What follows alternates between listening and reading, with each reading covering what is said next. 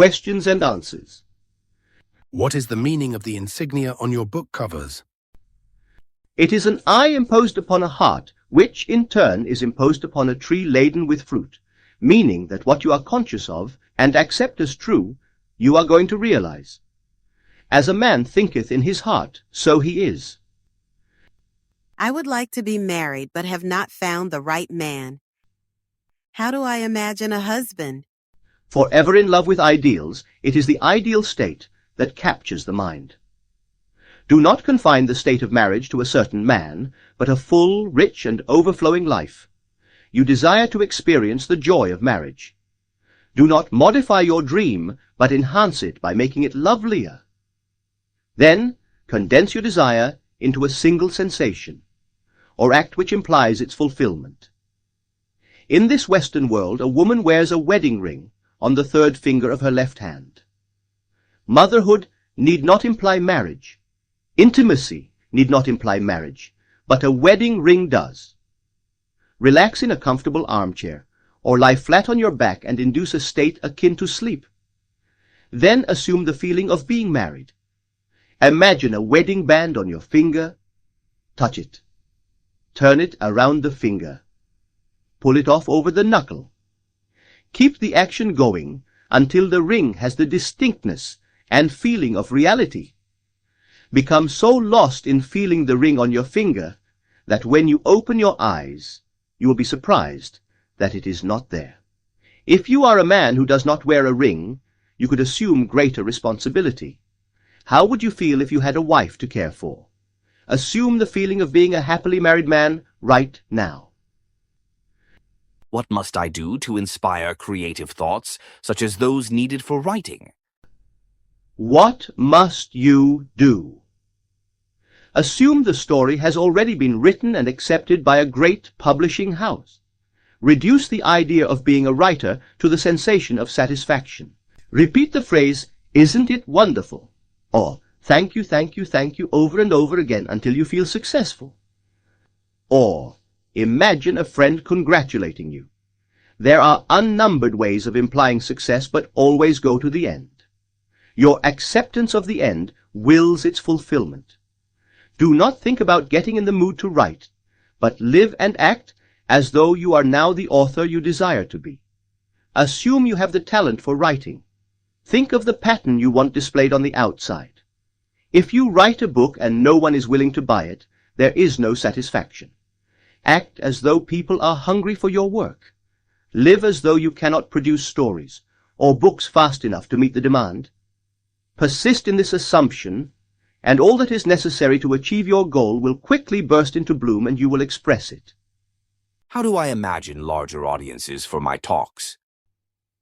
I can answer you best by sharing the technique used by a very able teacher I know.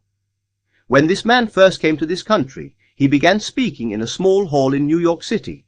Although only 50 or 60 people attended his Sunday morning meeting, and they sat in front, this teacher would stand at the podium and imagine a vast audience. Then he would say to the empty space, "Can you hear me back there?" Today this man is speaking in Carnegie Hall in New York City to approximately 2,500 people every Sunday morning and Wednesday evening. He wanted to speak to crowds. He was not modest. He did not try to fool himself, but built a crowd in his own consciousness, and crowds come. Stand before a large audience. Address this audience in your imagination. Feel you are on that stage, and your feeling will provide the means. Is it possible to imagine several things at the same time, or should I confine my imagining to one desire? Personally, I like to confine my imaginal act to a single thought, but that does not mean I will stop there. During the course of a day, I may imagine many things, but instead of imagining lots of small things, I would suggest that you imagine something so big it includes all the little things. Instead of imagining wealth, health, and friends, imagine being ecstatic. You could not be ecstatic and be in pain. You could not be ecstatic and be threatened with a dispossession notice. You could not be ecstatic if you were not enjoying a full measure of friendship and love. What would the feeling be like were you ecstatic without knowing what had happened to produce your ecstasy? Reduce the idea of ecstasy to the single sensation. Isn't it wonderful? Do not allow the conscious reasoning mind to ask why, because if it does, it will start to look for visible causes, and then the sensation will be lost. Rather repeat over and over again, isn't it wonderful? Suspend judgment as to what is wonderful. Catch the one sensation of the wonder of it all, and things will happen to bear witness to the truth of this sensation. And I promise you, it will include all the little things. How often should I perform the imaginal act? A few days or several weeks? In the book of Genesis, the story is told of Jacob wrestling with an angel. This story gives us the clue we are looking for, that when satisfaction is reached, impotence follows. When the feeling of reality is yours, for the moment at least, you are mentally impotent. The desire to repeat the act of prayer is lost, having been replaced by the feeling of accomplishment. You cannot persist in wanting what you already have. If you assume you are what you desire to be to the point of ecstasy, you no longer want it. Your imaginal act is as much a creative act as a physical one wherein man halts, shrinks, and is blessed. For as man creates his own likeness, so does your imaginal act transform itself into the likeness of your assumption. If, however, you do not reach the point of satisfaction, repeat the action over and over again until you feel as though you touched it and virtue went out of you. I have been taught not to ask for earthly things, only for spiritual growth, yet money and things are what I need. You must be honest with yourself. All through Scripture, the question is asked, what do you want of me? Some wanted to see, others to eat, and still others wanted to be made straight, or that my child live. Your dimensionally larger self speaks to you through the language of desire. Do not deceive yourself. Knowing what you want, claim you already have it, for it is your Father's good pleasure to give it to you, and remember, what you desire, that you have. When you have assumed your desire, do you keep in mind the ever-presence of this greater one protecting and giving you your assumption? The acceptance of the end wills the means. Assume the feeling of your wish fulfilled, and your dimensionally greater self will determine the means. When you appropriate a state as though you had it, the activity of the day will divert your mind from all anxious thoughts so that you do not look for signs. You do not have to carry the feeling that some presence is going to do it for you. Rather, you know it is already done. Knowing it is already a fact, walk as though it were, and things will happen to make it so. You do not have to be concerned about some presence doing anything for you. The deeper, dimensionally greater you has already done it. All you do is move to the place where you encounter it.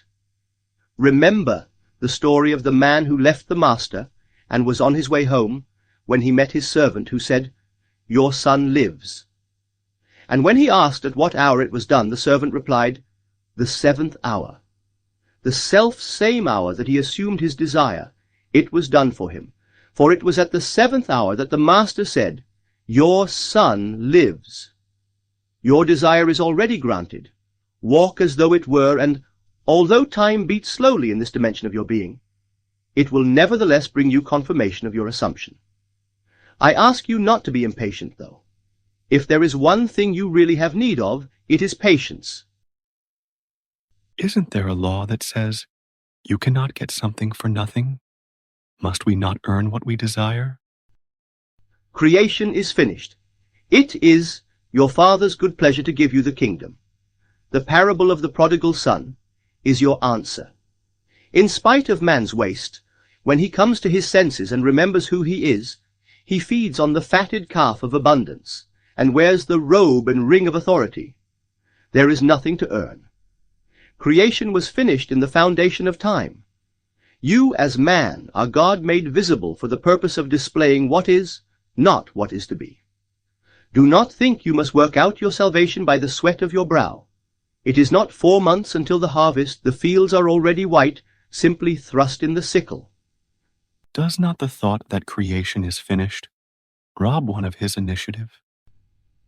If you observe an event before it occurs, then the occurring event must be predetermined from the point of view of being awake in this three-dimensional world.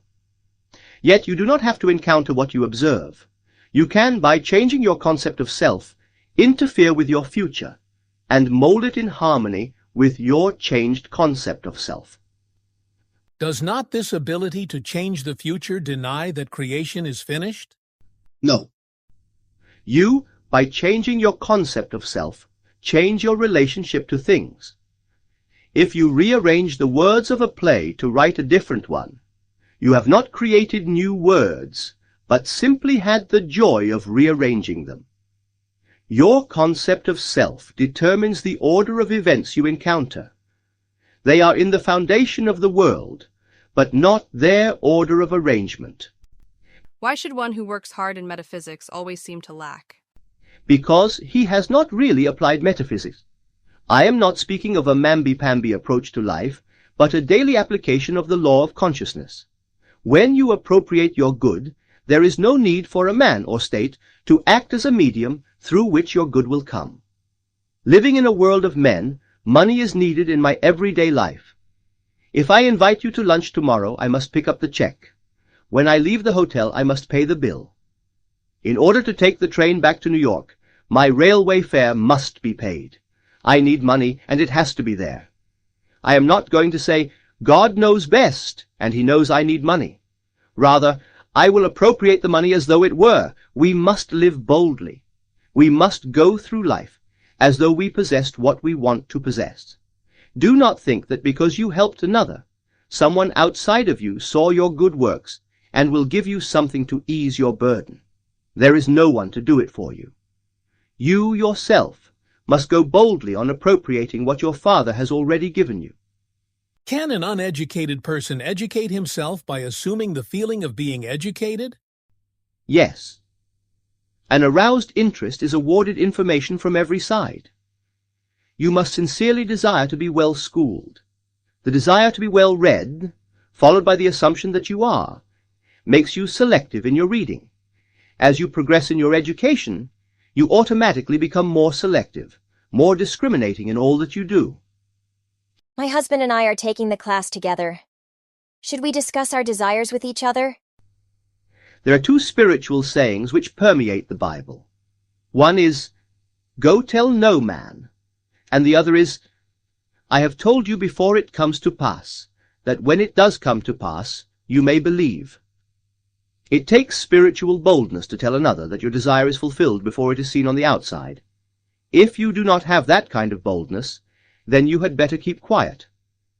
I personally enjoy telling my plans to my wife, because we both get such a thrill when they come into being. The first person a man wants to prove this law to is his wife. It is said that Muhammad is everlastingly great because his first disciple was his wife. Should my husband and I work on the same project, or on separate ones? That is entirely up to you. My wife and I have different interests, yet we have much in common. Do you recall the story I told of our return to the United States this spring? I felt it was my duty as a husband to get passage back to America, so I appropriated that to myself. I feel there are certain things that are on my wife's side of the contract, such as maintaining a clean, lovely home and finding the appropriate school for our daughter, so she takes care of those. Quite often my wife will ask me to imagine for her, as though she has greater faith in my ability to do it than in her own. That flatters me, because every man worthy of the name wants to feel that his family has faith in him. But I see nothing wrong in the communion between two who love one another. I would think that if you get too much into the sleepy state, there would be a lack of feeling. When I speak of feeling, I do not mean emotion, but acceptance of the fact that the desire is fulfilled. Feeling grateful, fulfilled, or thankful. It is easy to say, "Thank you. Isn't it wonderful?" Or, "It is finished." When you get into the state of thankfulness, you can either awaken knowing it is done, or fall asleep in the feeling of the wish fulfilled. Is love a product of your own consciousness? All things exist in your consciousness, be they love or hate. Nothing comes from without. The hills to which you look for help are those of an inner range. Your feelings of love, hate, or indifference all spring from your own consciousness. You are infinitely greater than you could ever conceive yourself to be. Never in eternity will you reach the ultimate you. That is how wonderful you are. Love is not a product of you. You are love, for that is what God is, and God's name is I am, the very name you call yourself before you make the claim as to the state you are now in. Suppose my wants cannot materialize for 6 months to a year. Do I wait to imagine them? When the desire is upon you, that is the time to accept your wish in its fullness. Perhaps there are reasons why the urge is given you at this time. Your three-dimensional being may think it cannot be now, but your fourth-dimensional mind knows it already is. So the desire should be accepted by you as a physical fact now. Suppose you wanted to build a house. The urge to have it is now, but it is going to take time for the trees to grow and the carpenter to build the house. Although the urge seems big, do not wait to adjust to it. Claim possession now, and let it objectify itself in its own strange way. Do not say it will take 6 months or a year. The minute the desire comes upon you, assume it is already a fact. You and you alone have given your desire a time interval, and time is relative when it comes to this world. Do not wait for anything to come to pass. Accept it now as though it were, and see what happens. When you have a desire, the deeper you whom men call God is speaking. He urges you through the language of desire to accept that which is not that which is to be. Desire is simply his communion with you, telling you that your desire is yours, now. Your acceptance of this fact is proved by your complete adjustment to it as though it were true. Why do some of us die young? Our lives are not in retrospect measured by years, but by the content of those years. What would you consider a full life? A variety of experiences. The more varied they are, the richer is your life. At death you function in a dimensionally larger world and play your part on a keyboard made up of a lifetime of human experiences. Therefore, the more varied your experiences, the finer is your instrument and the richer is your life. What about a child who dies at birth? The child who is born lives forever, as nothing dies. It may appear that the child who dies at birth has no keyboard of human experience, but, as a poet once said, he drew a circle that shut me out, infidel, scoundrel, a thing to flout. But love and I had the wit to win. We drew a circle that took him in.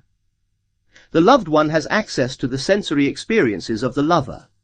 God is love. Therefore, ultimately everyone has an instrument, the keyboard of which is the sensory impressions of all men. What is your technique of prayer? It starts with desire, for desire is the mainspring of action. You must know and define your objective, then condense it into a sensation which implies fulfillment. When your desire is clearly defined, immobilize your physical body and experience, in your imagination, the action which implies its fulfillment.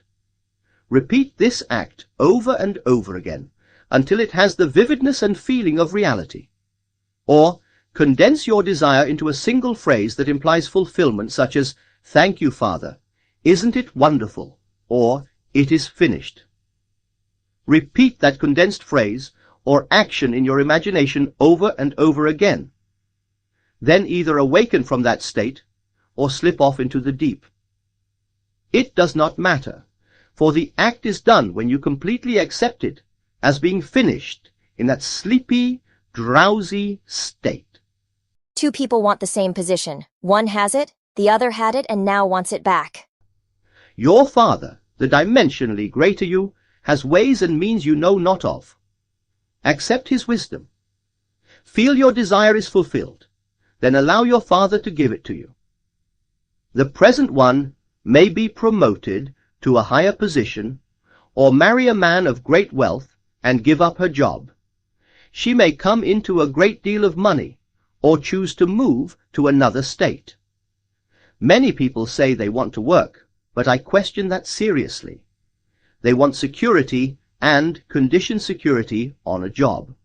But I really do not think the average girl truly wants to get up in the morning and go to work. What is the cause of disease and pain?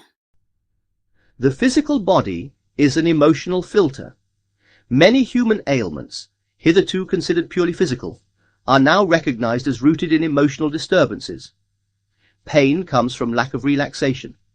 When you sleep, there is no pain. If you are under an anesthetic, there is no pain because you are relaxed, as it were. If you have pain, it is because you are tense and trying to force something. You cannot force an idea into embodiment, you simply appropriate it. It is attention minus effort. Only practice will bring you to that point where you can be attentive and still be relaxed. Attention is tension toward an end, and relaxation is just the opposite. Here are two completely opposite ideas that you must blend until you learn, through practice, how to be attentive, but not tense. The word contention means attention minus effort. In the state of contention, you are held by the idea without tension. No matter how much I try to be happy, underneath, I have a melancholy feeling of being left out. Why? Because you feel you are not wanted. Were I you, I would assume I am wanted. You know the technique. The assumption that you are wanted may seem false when first assumed. But if you will feel wanted and respected, and persist in that assumption, you will be amazed how others will seek you out. They will begin to see qualities in you they had never seen before. I promise you, if you will but assume you are wanted, you will be. If security came to me through the death of a loved one, did I bring about that death? Do not think for 1 second that you brought about a death by assuming security. The greater you is not going to injure anyone. It sees all, and knowing the length of life of all, it can inspire the other to give you that which can fulfill your assumption. You did not kill the person who named you in his will. If, a few days after your complete acceptance of the idea of security, Uncle John made his exit from this three-dimensional plane and left you his estate, it is only because it was time for Uncle John to go. He did not die 1 second before his time, however. The greater you saw the lifespan of John and used him as the way to bring about the fulfillment of your feeling of security. The acceptance of the end wills the means toward the fulfillment of that end. Do not be concerned with anything save the end. Always bear in mind that the responsibility to make it so is completely removed from your shoulders. It is yours because you accept it as so. I have more than one objective. Would it be ineffective to concentrate on different objectives at different periods of concentration? I like to take one consuming ambition, restrict it to a single short phrase, or act that implies fulfillment, but I do not limit my ambition. I only know that my real objective will include all the little ones. I find it difficult to change my concept of self. Why? Because your desire to change has not been aroused. If you would fall in love with what you really want to be, you would become it. It takes an intense hunger to bring about a transformation of self. As the hart panteth after the water brooks, so panteth my soul after thee, O Lord. If you would become as thirsty for perfection as the little hart is for water, that it braves the anger of the tiger in the forest, you would become perfect. I am contemplating a business venture. It means a great deal to me, but I cannot imagine how it can come into being. You are relieved of that responsibility. You do not have to make it a reality. It already is. Although your concept of self seems so far removed from the venture you now contemplate, it exists now as a reality within you. Ask yourself how you would feel and what you would be doing if your business venture were a great success. Become identified with that character and feeling, and you will be amazed how quickly you will realize your dream. The only sacrifice you are called upon to make is to give up your present concept of self and appropriate the desire you want to express. As a metaphysical student, I have been taught to believe that race beliefs and universal assumptions affect me. Do you mean that only to the degree I give these universal beliefs power over me, am I influenced by them? Yes. It is only your individual viewpoint, as your world is forever bearing witness to your present concept of self. If someone offends you, change your concept of self, That is the only way others change. Tonight's paper may be read by any 6 people in this room, and no 2 will interpret the same story in the same way. One will be elated, the other depressed, another indifferent, and so on. Yet it is the same story. Universal assumptions, race beliefs. Call them what you will. They are not important to you. What is important is your concept, not of another, but of yourself. For the concept you hold of yourself determines the concept you hold of others. Leave others alone. What are they to you? Follow your own desires. The law is always in operation, always absolute. Your consciousness is the rock upon which all structures rest. Watch what you are aware of. You need not concern yourself with others, because you are sustained by the absoluteness of this law. No man comes to you of his own accord, be he good, bad, or indifferent. He did not choose you. You chose him. He was drawn to you because of what you are. You cannot destroy the state another represents through force. Rather, leave him alone. What is he to you? Rise to a higher level of consciousness, and you will find a new world awaiting you, and as you sanctify yourself, others are sanctified. Who wrote the Bible? The Bible was written by intelligent men who used solar and phallic myths to reveal psychological truths.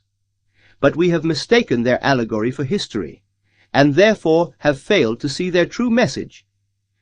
It is strange, but when the Bible was launched upon the world, and acceptance seemed to be in sight, the great Alexandria library was burnt to the ground, leaving no record as to how the Bible came into being.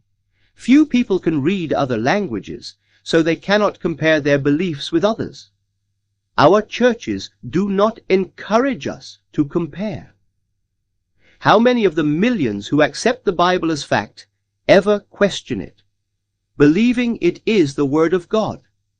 They blindly accept the words and thus lose the essence they contain. Having accepted the vehicle, they do not understand what the vehicle conveys. Do you use the Apocrypha?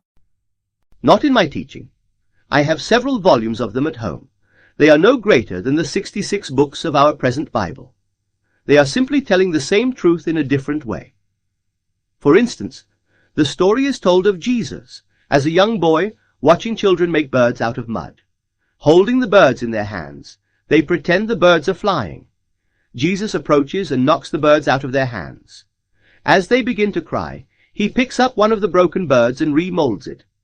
Holding it high, he breathes upon it, and the bird takes wing.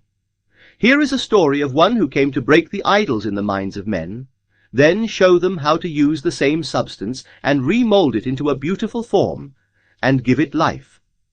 That is what this story is trying to convey. I come not to bring peace, but a sword. Truth slays all the little mud hens of the mind, slays illusions, and then remolds them into a new pattern which sets man free. If Jesus was a fictional character created by biblical writers for the purpose of illustrating certain psychological dramas, how do you account for the fact that he and his philosophy are mentioned in the non-religious and non-Christian history of those times? Were not Pontius, Pilate, and Herod real flesh and blood Roman officials in those days? The story of Jesus is the identical story as that of the Hindu savior, Krishna. They are the same psychological characters. Both were supposed to have been born of virgin mothers. The rulers of the time sought to destroy them when they were children. Both healed the sick, resurrected the dead, taught the gospel of love, and died a martyr's death for mankind. Hindus and Christians alike believe their Savior to be God-made man. Today people quote Socrates, yet the only proof that Socrates ever existed is in the works of Plato.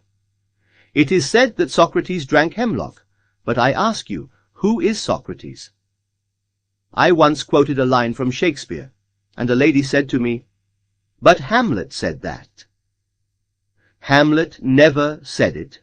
Shakespeare wrote the lines and put the words in the mouth of a character he created and named Hamlet.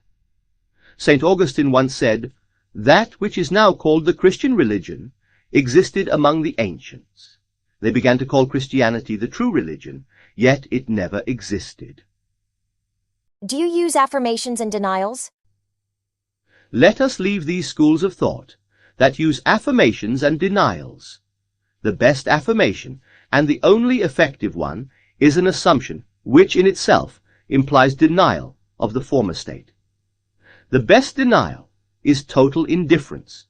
Things wither and die through indifference. They are kept alive through attention. You do not deny a thing by saying it does not exist.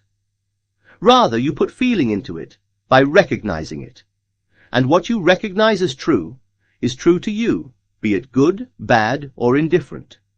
Is it possible for one to appear dead and still not be dead? General Lee was supposed to have been born 2 years after his mother, believed to be dead, was buried alive. Lucky for her, she was not embalmed or buried in the earth, but in a vault where someone heard her cry and released her. 2 years later, Mrs. Lee bore a son who became General Lee. That is part of this country's history. How could one who was deprived in his youth become a success in life? We are creatures of habit, forming patterns of the mind which repeat themselves over and over again. Although habit acts like a compelling law which drives one to repeat the patterns, it is not a law, for you and I can change the patterns. Many successful men such as Henry Ford, Rockefeller, and Carnegie were deprived in their youth. Many of the great names in this country came from poor families.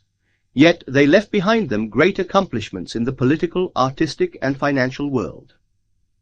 One evening a friend of mine attended a meeting for young advertising executives.